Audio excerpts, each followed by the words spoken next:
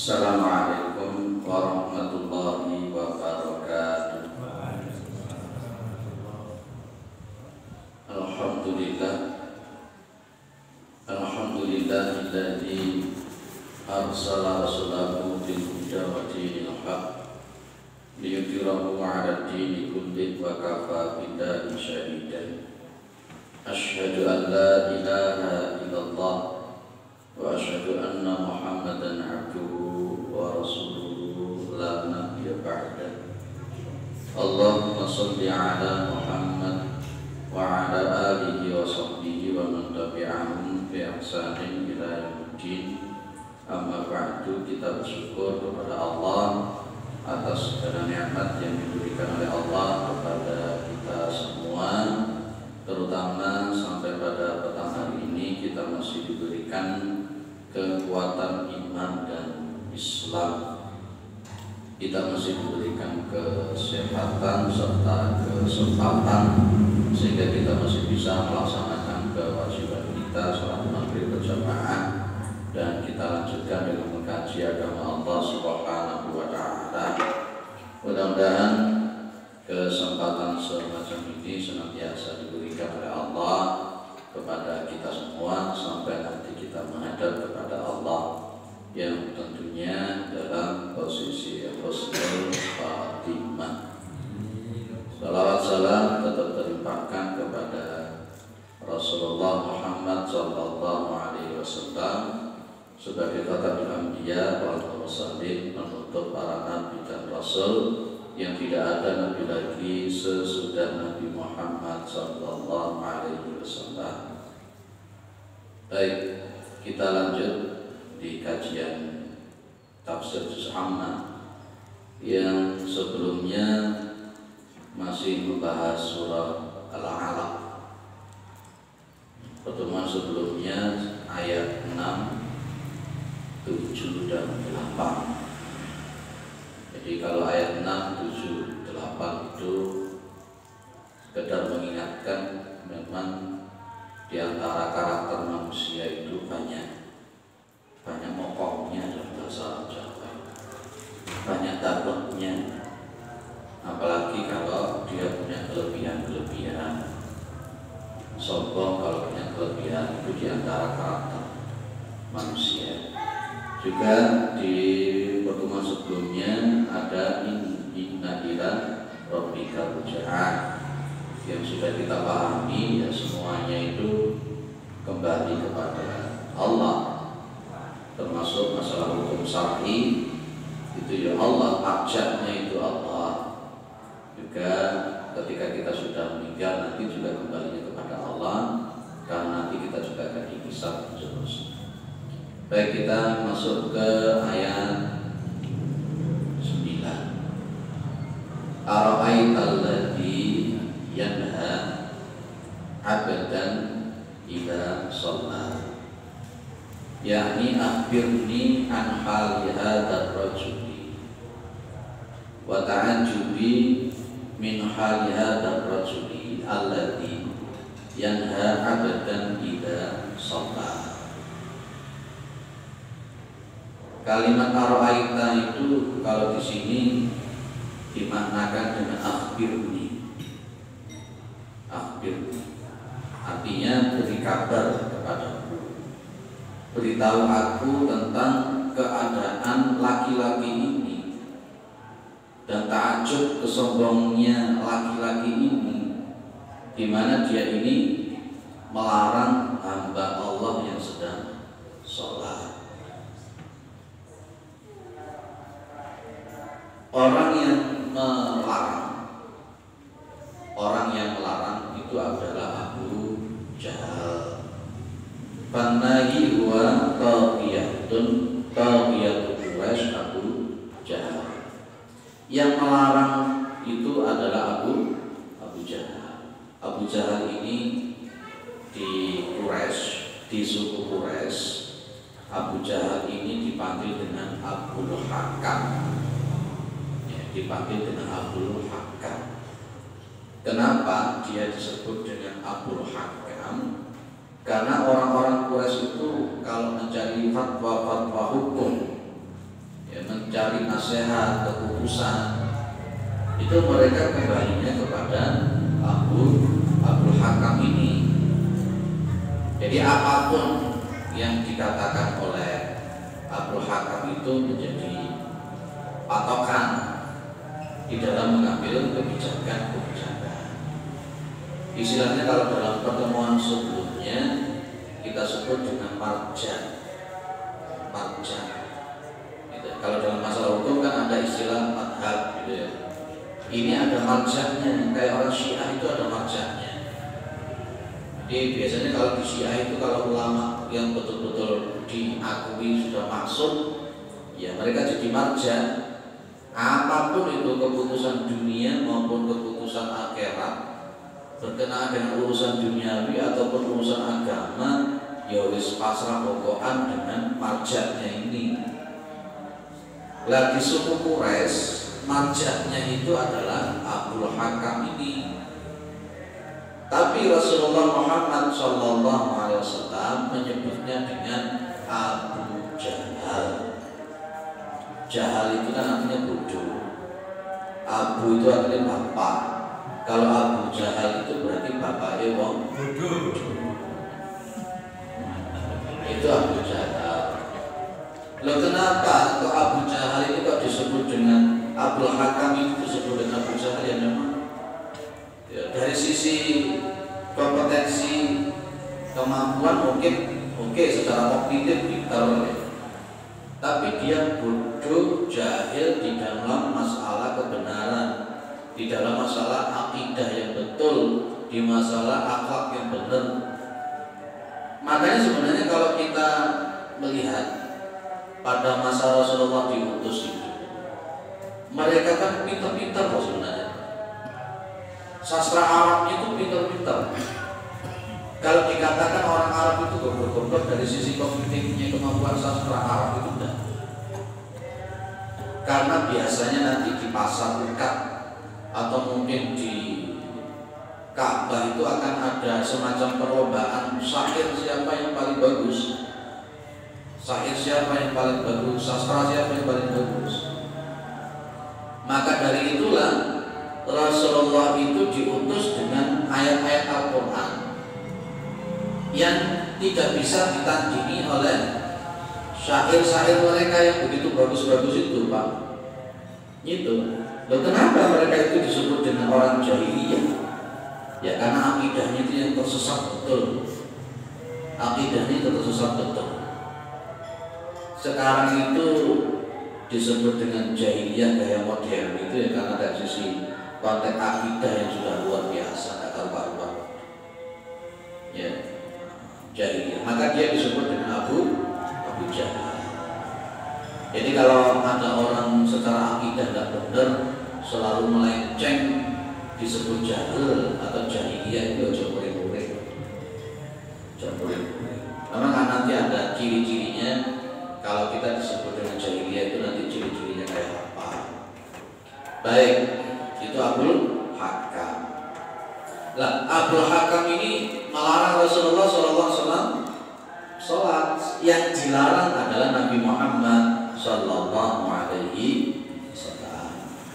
Suatu saat Nabi Muhammad SAW itu sholat. Ya, sholat. Maka kemudian orang-orang Quraisy itu laporan kepada Abdul Hakam ini. Kita sebut aja Abu Jahal itu sing enak. Ya, kita sebut aja Abu Jahal. Maka orang-orang Quraisy ini laporan kepada Abu Jahal. Lah maksudnya kan Nabi itu kan memang di Ka'bah itu banyak patung. Nanti akan pas ketika waktu makan dihancurkan semua itu.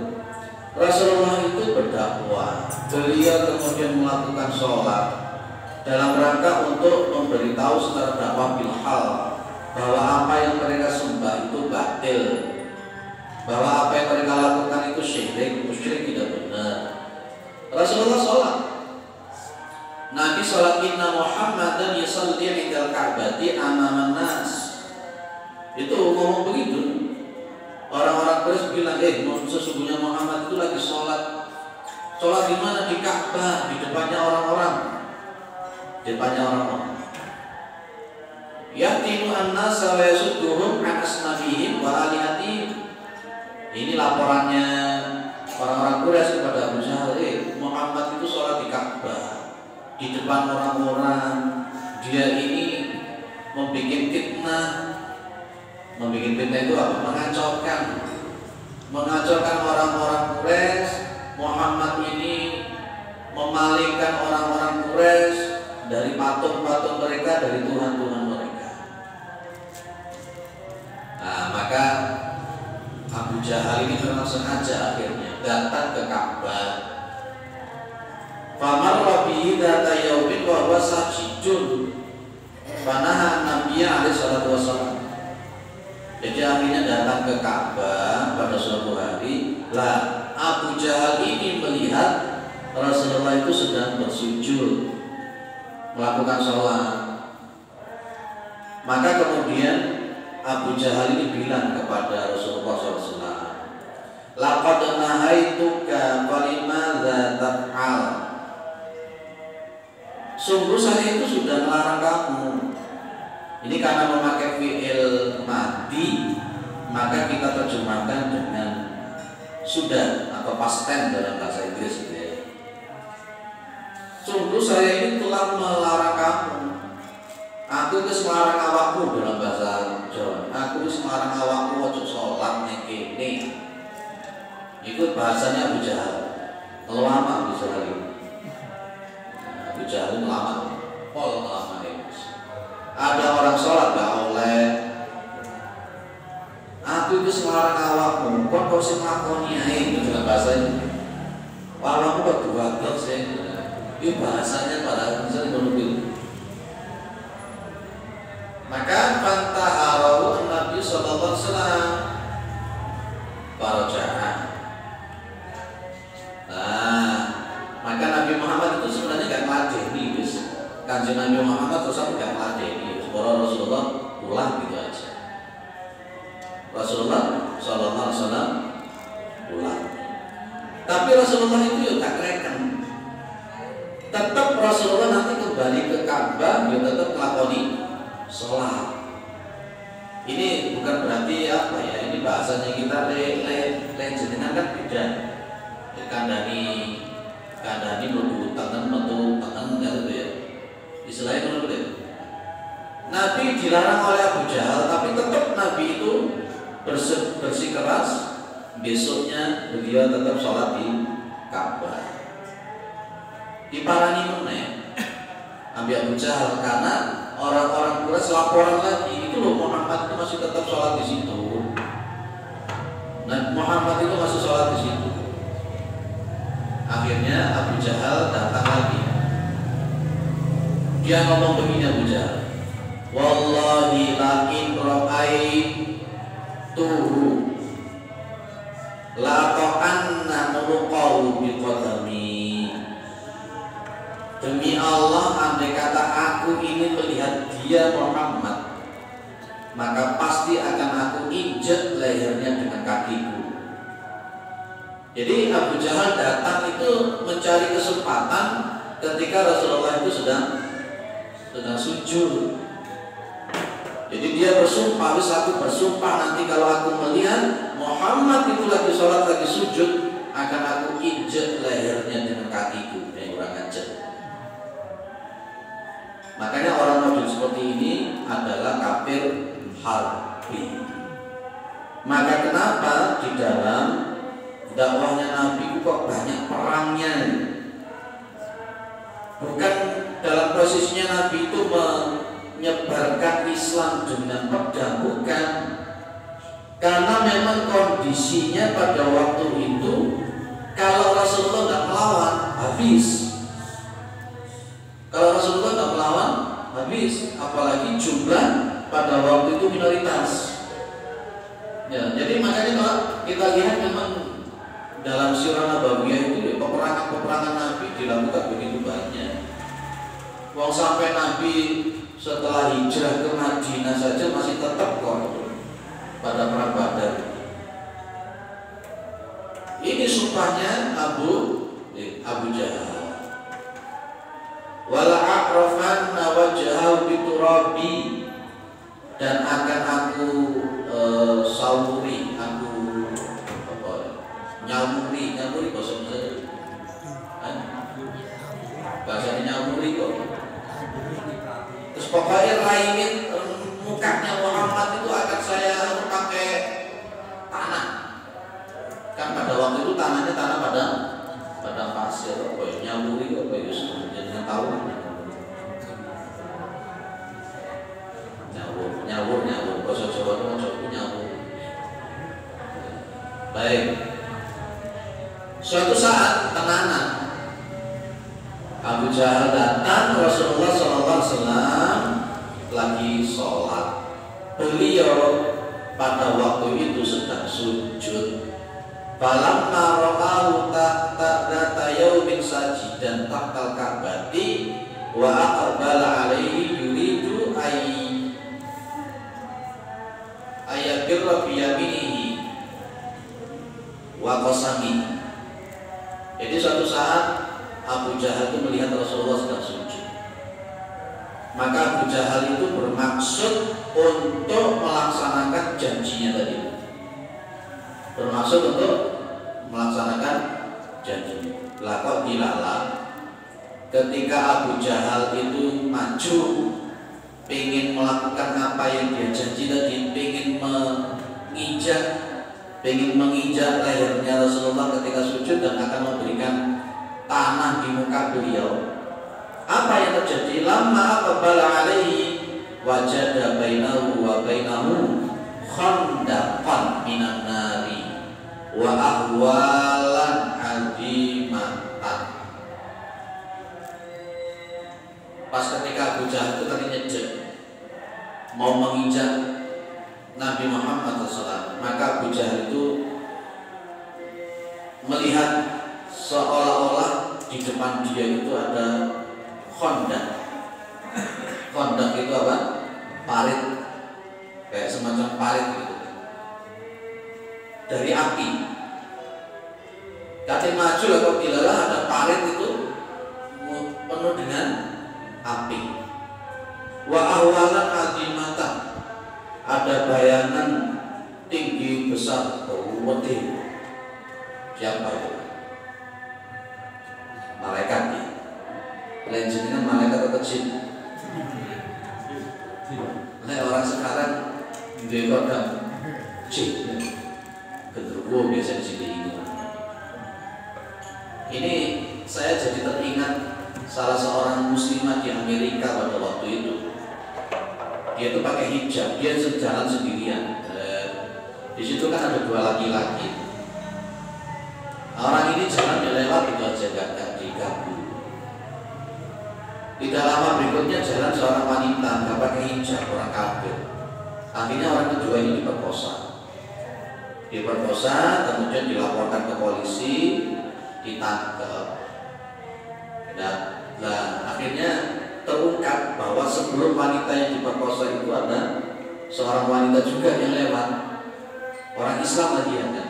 Kalau di Amerika pada waktu itu kan Islamophobia masih tinggi. Kenapa yang diperkosa kok bukan orang Islam itu, tapi kok malah justru yang nggak pakai hijab?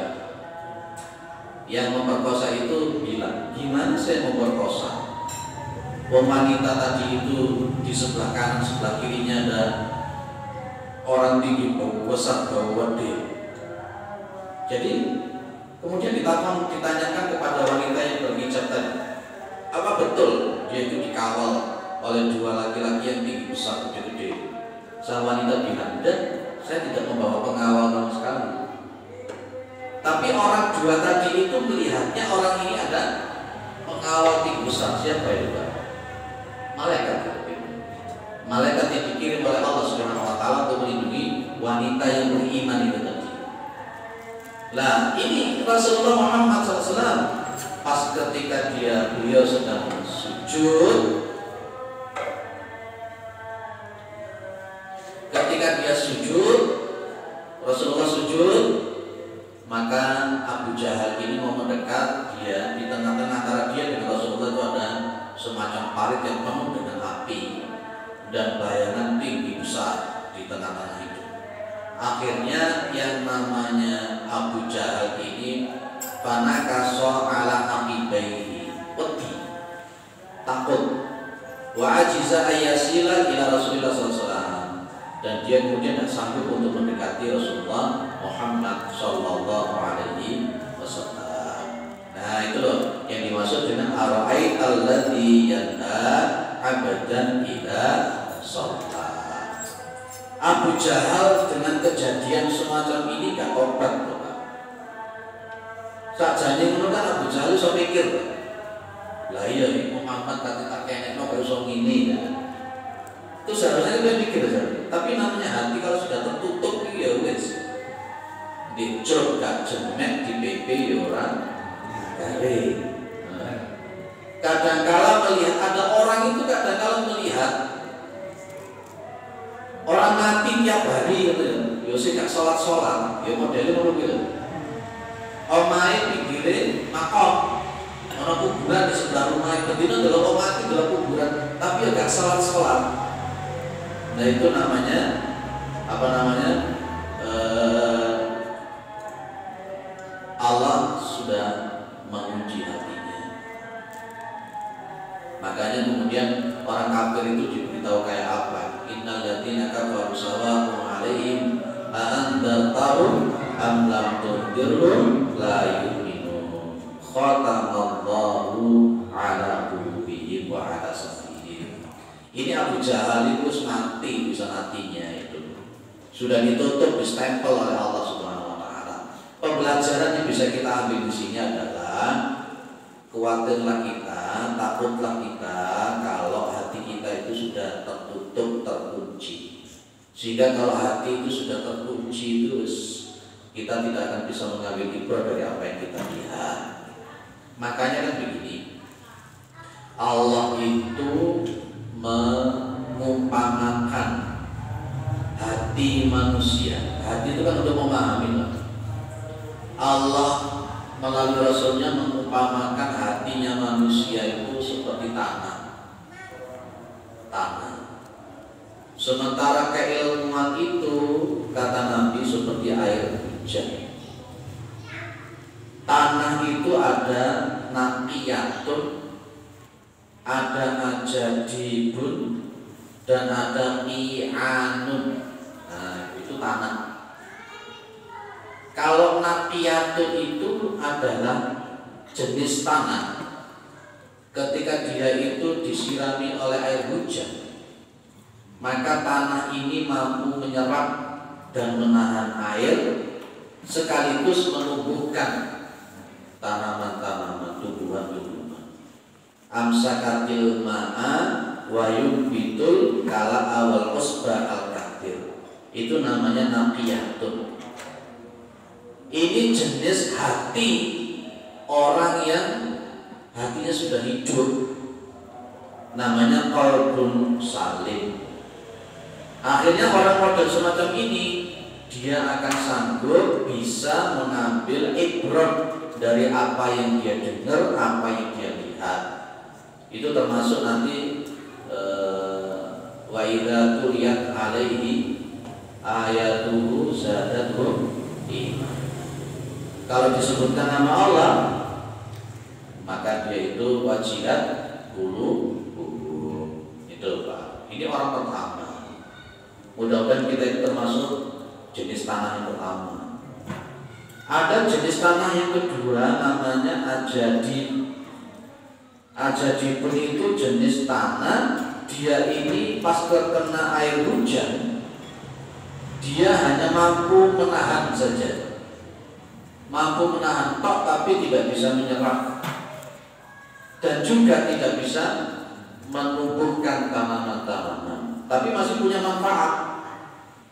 Kayak ada tanah kan menggenang air itu, mungkin sisa kayak ngubah opo, kayak apa, kayak nyiram-nyiram, masih bermanfaat.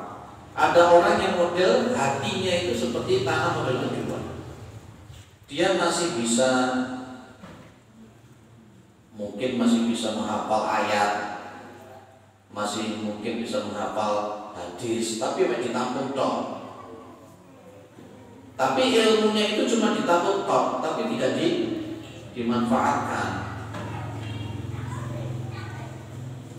Ada contohnya namanya Abu Nawas semasa muda. Jadi kan kenal Abu Nawas, ada yang menyebut Abu Nuwas. Abu Nawas itu pinter Pak, agamanya jos luar biasa. Tapi Abu Nawas ketika masih muda sebelum tobat itu orang yang selalu mabuk-mabuk setiap hari. Wabuk pokoknya Abu Nawas itu. Bahkan ada orang sholat, ada orang terawih, ada dia tetap mabuk di depan mereka. Itu Abu Nawas. Ngerti ilmunya, yang sebenarnya pada konteks sejarah dia itu ingin memprotes pada konteks masyarakat pada waktu itu, pada masa Harun ar-Rasyid. Protes. Tobatnya Abu Nuwas itu atau Abu Nawas ini ketika ada orang datang, dia itu kan ada orang sholat, ada orang terawih itu dia mabuk-mabuk di depan mereka orang terawih. Artinya ada orang yang mengingatkan Abu Nawas itu cuma begini, Abu Nawas, kalau kamu itu memang tidak bisa melezatkan makanan, kalau kamu itu memang tidak bisa menjadi garam yang melezatkan makanan, maka kamu jangan menjadi lalat yang menjijikkan, yang tidak melezatkan makanan. Cuma dikatakan itu tok itu loh, langsung tobat Abu Nawas. Ya mungkin orang yang menyampaikan itu orang yang memang betul-betul bertakwa, beriman kepada Allah, sehingga omongannya itu langsung masuk tobat. Nah, ada orang yang modelnya seperti Abu Nawas muda, ilmunya pinter, maca Qur'annya pinter, tapi itu baru kita gak karuan, ilmunya gak kepake.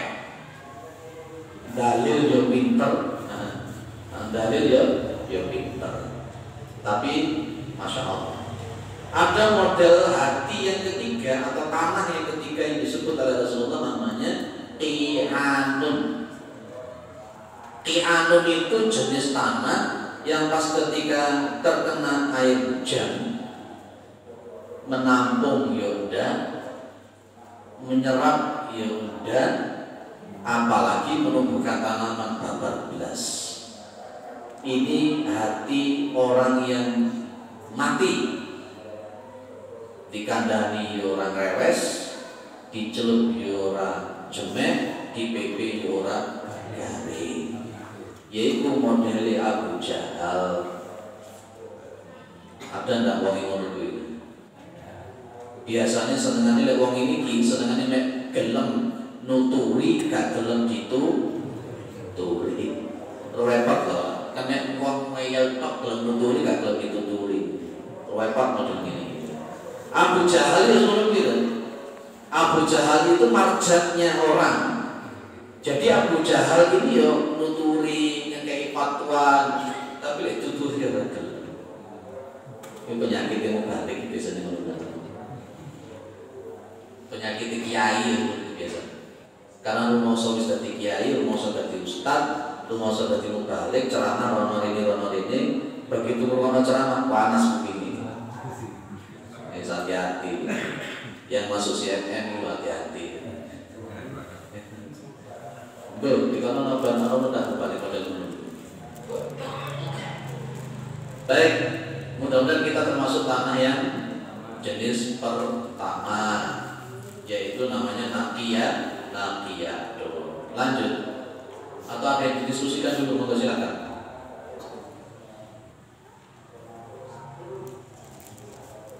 Tidak ada, lanjut kalau tidak ada. Ara'aita in kana 'alal huda. Ara'aita yakni akhbirni ayyuhal muqatib in kana hadha sajidu Muhammad sallallahu alaihi wasallam 'alal huda fa kaifa tanhahu anhu. Beri kabar kepadaku, ya, beri kabar kepadaku, wahai orang yang diajak bicara, yakni Abu Jahal, bahwa sesungguhnya memang orang yang bersujud ini adalah orang yang mendapatkan petunjuk. Bagaimana kamu itu kok bisa melarang dia untuk melakukan sholat? Ini loh Pak, jadi begini ya. Kalau saya kembangkan, orang itu kadang-kala mengerti bahwa itu Jenengan kan pernah baca Sirah Nabawiyah. Abu Jahal itu kan sering nguping-nguping Kanjeng Nabi maca Quran. Ya kan? Abu Jahal, Abu Lahab itu sama konco-konconya itu kalau Nabi Muhammad baca Quran itu senang Pak. Ketika Rasulullah membaca ayat Al-Quran, ya Abu Jahal, Abu Lahab kan nguping bacanya Nabi. Akhirnya konangan isi dewi. Karena di dalam tradisi mereka syair-syair Arab yang begitu indah itu luar biasa. Dan ternyata ayat-ayat Al-Quran yang dibaca oleh Rasulullah itu jauh lebih indah, lebih hebat, usul gaya bahasanya lebih canggih daripada syair-syair yang mereka buat. Akhirnya mereka penasaran dan sering mendengar Rasulullah kalau baca Al-Quran. Tapi ya orang beriman. Orang beriman. Abu Jahal itu ngerti kalau Muhammad itu benar. Abu Jahal itu ngerti kalau Al-Quran itu wahyu. Tapi mereka, dia ini Abu Jahal, Abu Lahab, ini tertutup, Abu Thalib ini tertutup hatinya. Makanya saya katakan bahwa orang itu tidak mau mengikuti kebenaran, di antara sebabnya itu kesombongan dan fanatisme. Dua ini Pak yang paling parah Pak. Yang pertama itu karena kesombongan. Abu Jahal ini menganggap saya ini marja, aku ini wis alim di tengah-tengah orang Quraisy. Saya ini marja, tempat kembali memberikan fatwa. Saya ini pemimpin di Quraisy. Mosok kate tunduk karo arek sing pingi sore. Itu mirip dengan iblis. Lah aku kok kate sujud karo Nabi Adam yang diciptakan dari tanah, sementara aku itu diciptakan dari api. Itu loh, itu tuh sombong. Yang paling pertama, poin yang paling berat membuat orang jadi menolak kebenaran itu kan kesombongan. Udah isi nom aku wis tuwek loh. Kita wis profesor kudu kita si S1 lah itu loh. Aku iki pimpinan daerah, awak mesti pimpinan ranting. Itu kan aku iki takbir ning kene, awakmu dudu takbir. Oh itu loh. Inilah sombong. Lah inilah yang ada pada Abu Jahal. Yang kedua, fanatisme. Ini yang paling berat. Abu Jahal ini di samping dia sombong, dia juga fanatisme kepada kesukuan. Wong adate kayak biyen nenek moyang ini ngene kok. Itulah kalau di dalam Al-Quran digambarkan wa idza qila lahum tabi'u ma anjalallahu qalu bal nattabi'u ma wajadna 'alaihi aba'ana. Abu Jahal ini di samping dia sombong, yang kedua fanatisme. Wong nenek moyang biyen ini kok nyembahi ini kok mosok kate melu sing anyar-anyar iki. Lah di masyarakat kita itu kebanyakan yang nomor dua. Ya, aku iki wong Muhammadiyah kok mosok kate terima fatwa wong NU lah ngono barang. Lah wong aku wong NU kok mosok kate melu fatwa wong Muhammadiyah lah itu. Saya ingin mengatakan inilah asobiyah yang haram. Loh ngaku ini mau salafi kok, mosok kate tunduk karo Muhammadiyah karo NU itu. Ya itu tuh fanatisme, bodoh model begini. Maka saya mengatakan pada masa itu tidak ono NU, Muhammadiyah, Salafi, Al-Irsyad tidak ono. Yang ada itu fa in tanaza'tum fi syai' farudduhu ilallah wa rasul. Makanya kalau dalam bahasa tauhid itu ada wala wal barok. Wala wal baroknya kita bukan kelompok, wala wal baroknya kita bukan organisasi, tapi wala wal baroknya kita adalah Allah dan Rasulnya. Itu yang betul. Jangan sampai gara-gara kita fanatik kepada guru, akhirnya kita jadi sombong menolak kebenaran.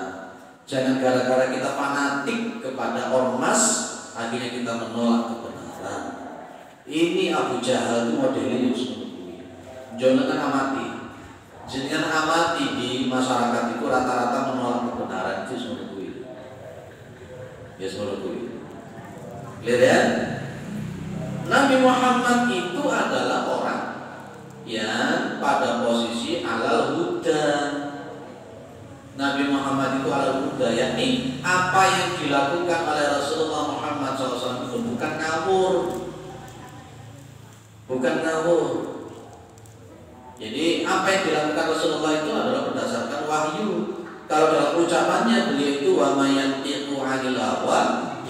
huwa illa wahyu yuha. Kalau dibawa ke zaman sekarang, banyak orang-orang itu yang menolak sunnahnya Nabi.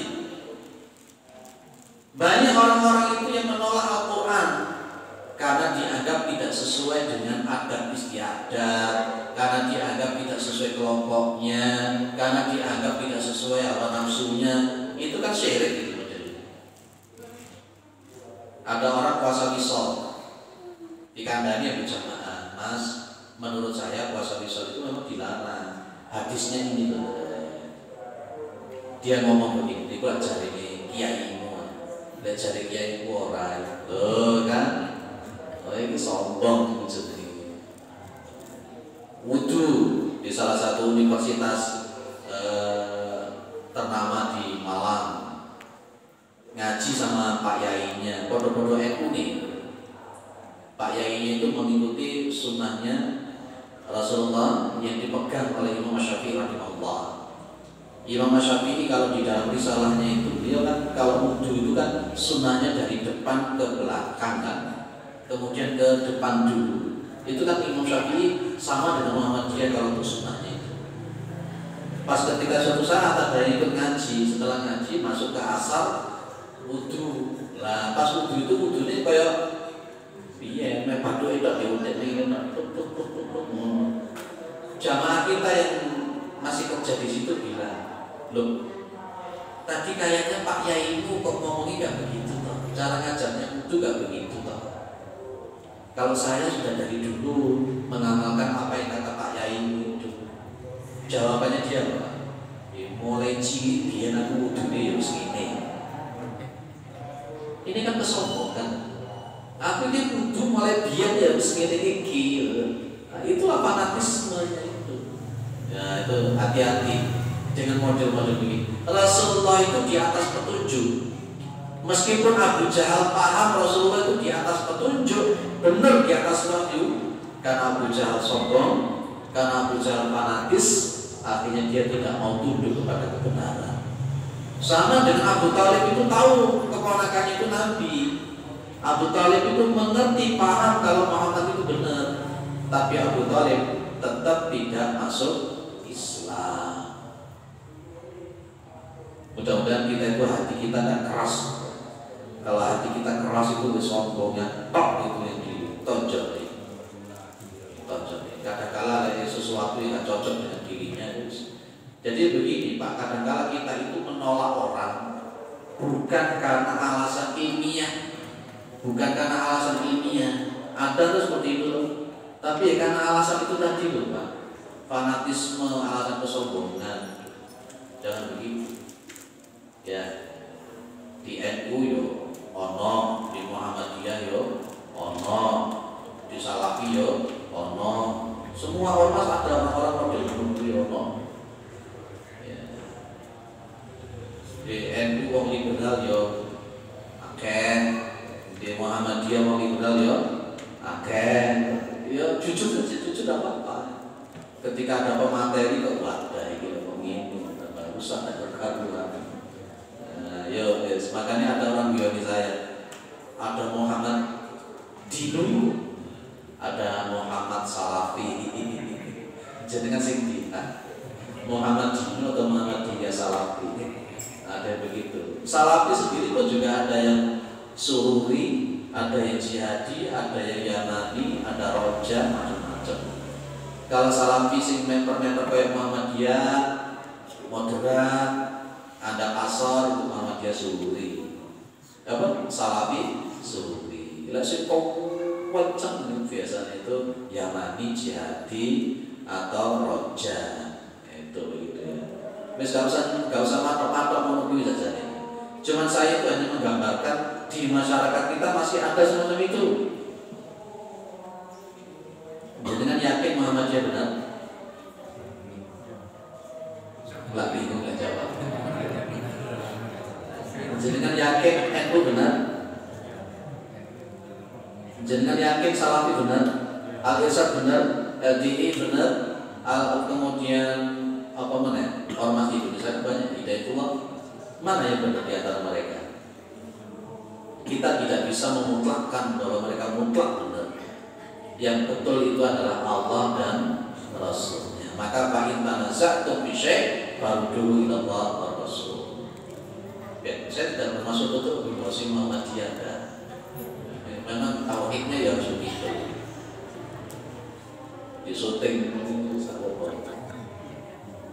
nanti kalau ada pemimpin Muhammadiyah tegur saya, tak jawab apa adanya. Bismillah. Yang jelas saya tetap Muhammadiyah, mengikuti Rasulullah Muhammad SAW. Jadi Muhammad SAW itu karena halal huda. Ya, jadi kita ini beragama itu halal huda. Gitu loh Pak. Kalau kita itu beragama itu jangan alal ormas, alal kelompok, alal kiai, alal ustadz, apa mana? Jangan. Kita kalau beragama itu alal huda. Apa Pak bedanya alal huda sama alal ormas, alal kelompok? Ya apa bedanya? Itu. Jadi kita ngikuti Muhammad. Au amara bi taqwa, atau dia Muhammad sallallahu alaihi wasallam itu memerintahkan kepada hal yang bertakwa. Ya, makanya kalau saya di mana-mana itu kalau saya bilang, kalau jenengan pengen berorganisasi, ambil pilih organisasi yang wala wal baroknya itu Al-Quran dan Sunnah. Kalau pengen berorganisasi, dan saya sampai hari ini mengikuti fatwa-fatwa Lajnah Ad-Daimah Al-Buhuth Al-Arabiyyah, itu mengatakan bahwa kibar-kibar ulama Arab Saudi itu menyebut organisasi itu mubah, bukan haram, bukan bid'ah. Sampai hari ini saya mengikuti fatwa itu bahwa berorganisasi itu hukumnya mubah. Dan apabila kemudian organisasi itu berpatok pada wala wal barok, patokannya Al-Quran dan Sunnah, pilihlah organisasi yang seperti itu. Maka sampai hari ini saya nyampernya di Muhammadiyah gitu. Ya. Tapi Muhammadiyah yang tetap wala baroknya kepada Allah dan Rasul. Au amara bit taqwa. Ara'aita in kadzdzaba wa tawalla. Dobirnya kadzdzaba wa tawalla ini Bapak Ibu yang dimuliakan oleh Allah, kembalinya kepada Abu Jahal. Abu Jahal itu kadzdzaba, mendustakan, gak percaya kamu Muhammad, gak percaya dengan Al-Quran, gak percaya dengan apa yang dibawa oleh Rasulullah SAW. Wa tawalla, Abu Jahal itu berpaling, gak mau manut, malah justru membuat makar.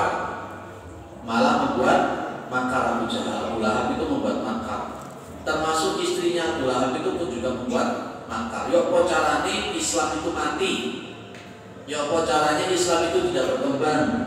Bahkan mereka berencana untuk membunuh Rasulullah SAW. Sampai hari ini akan ada model Abu Jahal kayak model. Sampai hari ini akan tetap ada Abu Lahab kayak model. Mereka tidak akan pernah rela kalau Islam itu maju, berkembang. Maka ayatnya diantaranya adalah walan tardo angkal yahudu walan nasara hatta tattabi'a millatahu. Sampai hari ini saya pun juga meyakini mereka akan punya program-program yang begitu luar biasa di dalam rangka untuk mematikan syiar Allah. Yuriduna liyutfi'u nurallah bi afwahi wallahu mutimmu nurihi walau karihal kafirun. Jadi kan terasa toh Pak, kalau Islam itu diinjak-injak. Jadi kan terasa toh kalau Islam itu betul-betul diupayakan untuk mati. Saya sampai hari ini bertanya-tanya apa betul ya kalau pembelajaran agama itu mau dihapus. Apa betul? Saya tanya-tanya sampai hari ini. Sampai hari ini masih belum dihapus. Apa betul madrasah itu akan dihilangkan? Oh alam bisawab. Yang jelas kita cari kebenaran. Lanjut. Alam ya'lam bi anna Allah yara. Yakni yara al-madhi wa huwa asajidu Muhammadan sallallahu alaihi wasallam al-amiru bittaqwa wa yara hadzal abdu at-taqiyatu alladhi yanha 'abdan idza shalla. Alam ya'lam, apakah dia itu tidak mengetahui bahwa sesungguhnya Allah itu melihat? Bapak, Ibu, kalau secara domir yang kembalinya kepada Muhammad dan juga kembali kepada Abu Jahal. Ini Abu Lahab, Abu Jahal yang mengadakan makar untuk mematikan syiar Islam. Abu Jahal yang melarang Muhammad untuk melakukan sholat. Apakah dia tidak tahu kalau Gusti Allah itu melihat perbuatannya dia? Ini sebagai sebuah pembelajaran. Apapun yang kita lakukan, yang baik ataupun yang buruk, semuanya itu akan dilihat oleh Allah Subhanahu wa Ta'ala. Itulah yang dimaksud dengan alam ya'lam bi annallaha yara. Allah itu dalam Asmaul Husna disebut dengan Al-Alim. Allah itu dalam Asmaul Husna disebut Al-Khabir. Allah itu dalam Asmaul Husna disebut dengan Al-Basir. Ini kan sudah menunjukkan bahwa Allah itu yara kulla syai'in mahma khafiya wa daqqa. Gusti Allah itu melihat segala sesuatu. Segala sesuatu itu mungkin yang samar, mungkin yang tersembunyi, itu Allah lihat, mengetahui. Bahkan kalau di dalam Al-Quran, alimum bidzatis sudur wa ya'lamu kulla syai'in mahma ba'uda wa mahma kathura aw qalla fa ya'lamu al-amir wan nahi wa ya'lamu al-musalli was-sajid, dan seterusnya. Gusti Allah itu tak mengetahui, Pak. Yang disembunyikan, yang terang-terangan Allah Maha tahu. Termasuk jenengan pakai kacamata hitam pergi ke pantai Kuta. Ya, umpamanya begitu ya. Kayak kacamata ireng baru ke pantai Kuta. Sampai pantai apa mana sih luwih parah.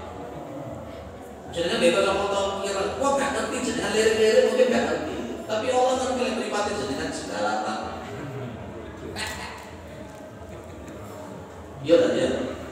Jenengan sepeda motoran, waktu dari buka kacamata ireng sepeda motoran katanya gak lirik-lirik, fokus sepeda. Ternyata ya lirik-lirik udah sih menurut Allah kan tahu. Jenengan ngaji maunya di sini, malu kelurahan kok gak enak.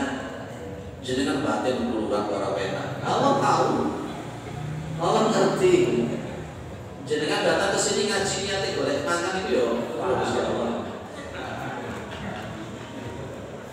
Ojo ngono lah, mosok ngaji kok boleh makan iki opo ceritane. Jumatan boleh makan. Saya kemarin di ceramah di Batu, Jumatan itu bingung saya. Salatnya kan rada kadawan titik, tumaninai titik. Ya Allah, sebelum saya itu salam dulu kita terkait menghadap ke makmum. Ya Allah. Paling macam itu bukan alhamdulillahirabbil alamin arrahmanir rahim, kan boleh macam itu. Mangan. Kayak pas ngaji ini paling buka mari ngaji. Imam sabune gitu. Aku baru ya, bro, tapi aku gak ngerti uangnya sedih. Tapi aku ngerti uangnya, aku ngerti ono sih batin itu. Jangan begitu. Itulah alim bidatis sudur. Allah tahu. Lah Abu Jahal itu tak nyadari ngono kuwi, Pak. Abu Jahal tak menyadari kalau Allah memang betul-betul ngerti. Dia melarang Rasulullah SAW itu Abu Jahal tak nyadari dan Gusti Allah itu paham awak nglakoni umur kata Allah. Jenengan ngaji niate welek itu Gusti Allah itu awak ngaji niate lapo sih. Allah paham. Dan nanti di yaumul qiyamah akan dibuka semua oleh Allah Subhanahu wa taala. Man sama'ahu Allah. Itu kan hadisnya, man ra'ahu Allah. Barang siapa yang melakukan sum'ah, ya Allah akan membuka sum'ahnya itu. Barang siapa yang melakukan riya, Allah akan membuka riyanya itu. Beda, wis niat wa ma'umiru illa liya'budu wa mukhlisina lahud-din. Bahwa apapun yang kita batin, apapun yang kita pikirkan, Gusti Allah itu tahu. Kalau andai kata jenengan tahu isi hatinya orang, terus kayak setenan jenengan juga. Mesti krungu wong iki rasanya aku dibae, wong iki. Tapi Allah nggak adil, jenengan nggak mengerti isi hati orang. Tapi Allah tahu. Jadi jangan melakukan sekecil apapun kemaksiatan, Allah itu Maha tahu. Baik, nanti kita lanjutkan di pertemuan yang akan datang, masih di surat Al-Alaq. Ada diskusi? Tidak ada, sudah di-bel, sudah masuk Isya. Saya habis ini habis Isya pun juga masih isi ngaji di Polean. Turun istirahat jelas. Mudah-mudahan bermanfaat. Subhanallah.